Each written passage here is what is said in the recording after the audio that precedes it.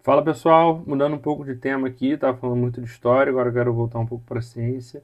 E aí eu queria falar agora sobre a relatividade do tempo, a teoria da relatividade, de que o tempo é relativo, que é muito bem demonstrado naquele filme Interestelar, que é muito legal, que o pessoal fala muito bem, realmente é um bom filme. Então, que o tempo não passa da mesma forma em lugares distintos, que a depender da velocidade do objeto observado, o tempo vai passar de forma diferente. Então, vamos lá. Imagine que o tempo não é essa linha reta que a gente costuma imaginar. Não é um trem andando num trilho único, indo do passado para o futuro. A física moderna descobriu que o tempo é bem mais estranho, mais maleável, mais misterioso do que qualquer relógio de pulso consegue mostrar. E é isso que eu quero te contar hoje. Como a ciência enxerga o tempo e por que essa história é muito mais complexa e fascinante do que parece. A gente costuma tratar o tempo como algo que simplesmente passa, como se estivesse escorrendo por alguma torneira cósmica. Só que para a física, especialmente depois de Einstein, o tempo virou uma dimensão. Assim como altura, largura e profundidade, o tempo é parte da própria estrutura do universo. Não existe espaço de um lado e tempo do outro. Existe espaço-tempo, uma coisa só, costurada em 4 dimensões. E o mais doido é que essa estrutura pode se curvar. Gravidade, para Einstein, não é uma força puxando as coisas para baixo, mas a curvatura do espaço-tempo. Quando algo é muito massivo, como a Terra, o Sol, um buraco negro, ele afunda essa malha.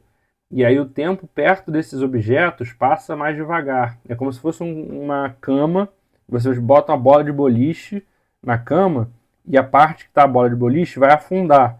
É como se fosse isso. O universo fosse a malha, né, a Terra fosse a bola de boliche afundando a malha do universo e ali o tempo vai passar mais devagar. Tá? Essa explicação eu vi em algum lugar na internet e achei sensacional. Isso não é teoria filosófica, isso já foi comprovado experimentalmente, até com relógio atômico em avião.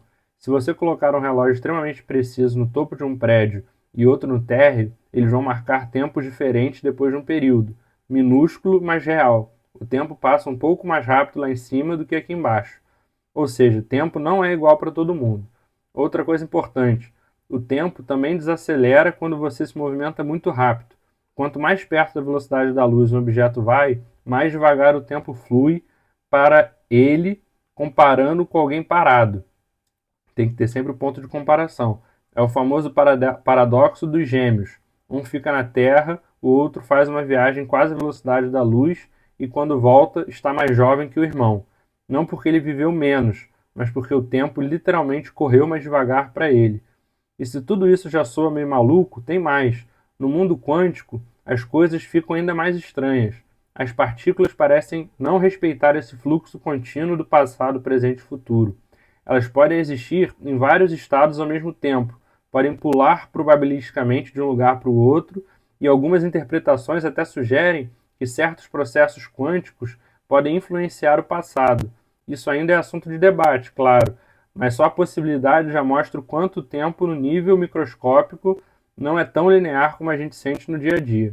E aí surge uma pergunta: se o tempo é tão flexível assim, por que nós o sentimos como algo rígido, que só anda para frente? A resposta mais aceita hoje tem a ver com entropia, que é basicamente a medida da desordem do universo.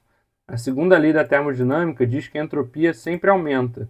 Um copo que cai no chão e quebra não volta a se montar sozinho. Isso cria a chamada seta do tempo. A direção em que a desordem cresce, o passado é a ordem maior, o futuro é a bagunça aumentando. Então não é o universo que nos empurra adiante, é a entropia que nos impede de voltar. Isso me lembra aquele filme Tenet, que acho que é do Nolan também. O Nolan gosta de explorar essas coisas da física, então tem o Interestelar e o Tenet. E o Tenet que o tempo vai ao contrário, que a base daquele filme é literalmente é literalmente a entropia. Então,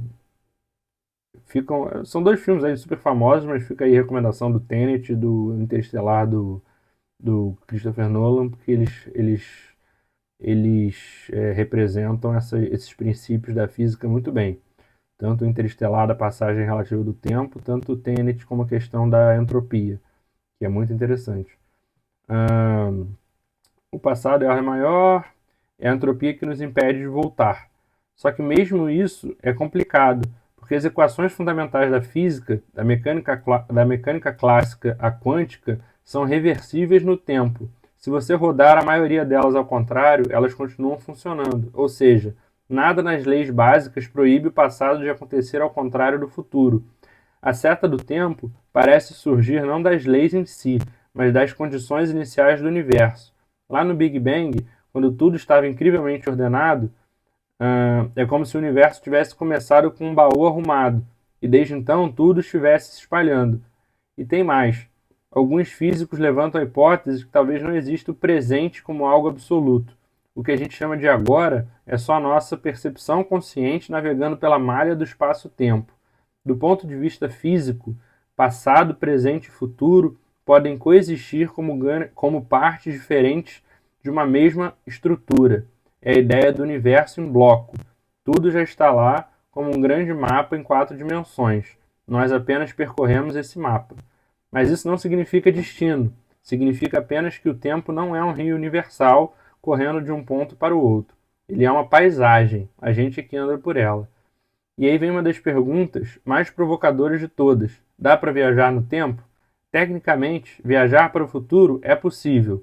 Basta acelerar ou se aproximar de um objeto extremamente massivo.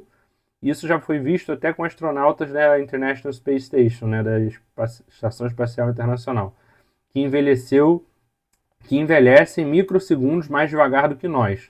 Agora, viajar para o passado é outra história. Alguns modelos matemáticos até permitem curvas fechadas no espaço-tempo, rotas que te levariam de volta para antes, mas isso criaria paradoxos, como o clássico "e se eu impedir que eu mesmo nasça", que é amplamente demonstrado no De Volta para o Futuro, no primeiro filme do De Volta para o Futuro, que é um espetáculo. Quem não viu, veja os três, porque é maravilhoso.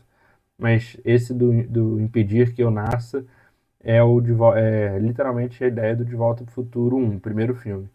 Alguns físicos tentam resolver isso dizendo que, se o passado for acessível, o universo deve ajustar os eventos automaticamente para impedir contradições, uma ideia chamada consistência de Novikov. Outros preferem a hipótese de múltiplos universos. Se você voltar no tempo, não altera o seu passado, mas cria uma linha alternativa, que a gente já falou do multiverso. Eu já devo ter postado o vídeo, a teoria do multiverso. Cria uma linha alternativa. A verdade é que hoje ninguém sabe e talvez nunca se saiba. No fim das contas, a física do tempo é uma mistura de certezas matemáticas e mistérios gigantescos. A gente sabe que o tempo pode esticar, comprimir, curvar e até quase parar em certas condições, mas ainda não sabe exatamente o que ele é. Só entendemos como ele se comporta. E talvez essa seja a parte mais bonita. O tempo, que a gente vive reclamando que passa rápido demais, ou que deveria andar logo, é na verdade uma das coisas mais profundas do universo. Ele molda tudo, de galáxias girando a partículas subatômicas dançando. E ele não é um inimigo, nem um limite. É a textura do cosmos, a moldura na qual toda a história acontece. Pessoal, tempo é complexo, não é simples não, mas é um tema muito interessante. Recomendo também o livro Uma Breve História do Tempo, do Stephen Hawking. Recomendo todos os livros do Stephen Hawking.